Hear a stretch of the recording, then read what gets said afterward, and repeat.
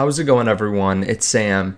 It's over. One of the major concerns that people have had over the last few days is over, and I want to talk about that, talk about what this means for the market, and talk about Bitcoin. There's some news on Bitcoin. If you don't mind, hit the subscribe button underneath the video so you can see future videos just like this one.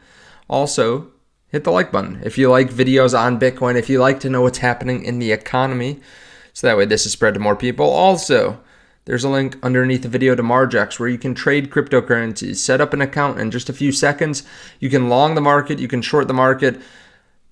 I think you want to be long this market for the rest of the year and into next year. I think good things are ahead. I'll show you why, but there's that link underneath the video to start today.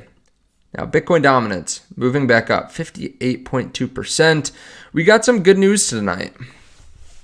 The International Longshoremen's Association, or ILA, and the United States Maritime Alliance have reached a tentative agreement on wages. To return to work on Friday, wages go up by 62%. That is a huge amount. Now, I've heard what they're making before. From what I heard, it sounded like $39 an hour was either the minimum or the average. I'm not exactly sure. I would have to go back on that, but they're making a good amount. A 62% wage increase is nuts. Although the contract is not yet finalized, one source stated that both sides have agreed to extend the expired contract until January 15 while they wrap up the details for this new contract. So, the port worker strike, it's done. It's over. Now, why does this affect the markets? Well, this could cause more inflation, right? There's a lot of uncertainty with this. This is 50,000 people. And if they're not doing the work, then the prices can go up, or I guess even with wages going up significantly, that could, I suppose, lead to some inflation as well. Some people talked about deflation, right? With 50,000 workers not working, they're going to spend less money and stuff like that. Now, I was more worried about inflation, right? The cost of goods coming over here would just cost more in general. So I'm just glad to have this behind us, right? I'm glad that they came to some agreement and it's done. There's less uncertainty. Of course, there's still uncertainty in the Middle East. There's still uncertainty with the election. But overall, just getting one of those things out of the way, I'm happy about for now. Now, this is why you want to be positioned long in Bitcoin for a couple different reasons that are on display here. Uncertainty is short term. It wraps up. Bitcoin looks a little bit better than it did before, right? There's going to be more debasement of currency. There's going to be there's going to be higher wages just in general. There's going to be more money printing to come and fix this. And that is very apparent right here.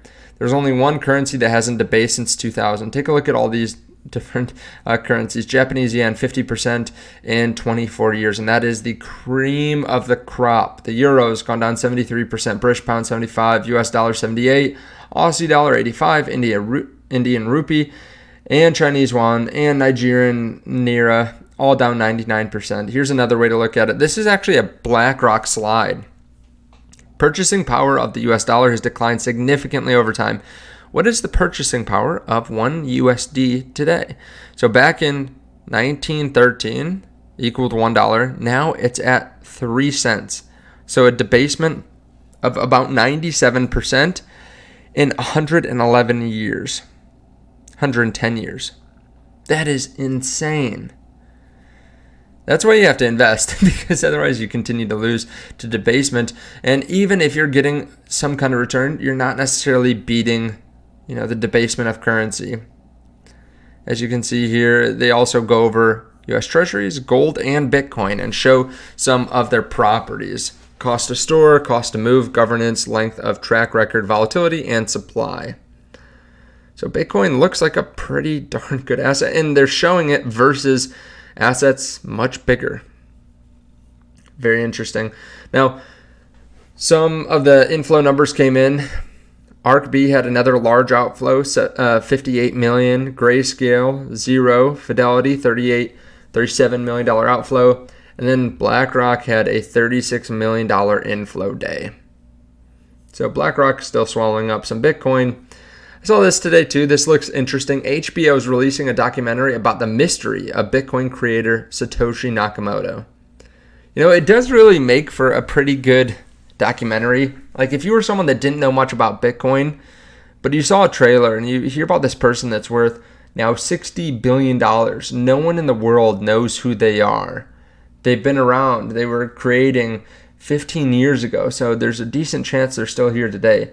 And no one knows who they are. They created one of the most well-known things in the world, one of the most well-known new assets in the world. It's pretty catchy, right? There's a mystery behind it. I don't know if you could even write this stuff, but it is interesting. I'll probably be watching this. I saw some people talking about it today, and yeah, it should be interesting. Another thing that is over and gone, apparently Spirit Airlines is talking about bankruptcy. They're down 93.41% in the last 5 years. This year they're down 86%. They're nearing zero. They have a $245 million market cap. And yeah, they're exploring it right now. So that's interesting. Obviously, might be some bailout or something like that, some buyout. I don't know. I don't know what their deal is. I haven't really looked into their financials, but I did think it was worth noting. Yeah, more bailouts, more printing. Should be interesting. Record high debt of 68. Ooh, don't tell me this is 68 billion, 70 billion. Oh, that's crazy. Record negative cash flow as well. All right. Yeah, so actually this is billions. So yeah, it looks like about 6.5 billion in debt and negative 60 million in free cash flow. Yeah, you consistently have that for years. You're not going to do well as a company. Let me know your thoughts on all this underneath the video. As I said, there's less uncertainty. This should be good for crypto. This should be good for risk on assets. Of course, there's always something that can come up. There's always going to be something that comes up.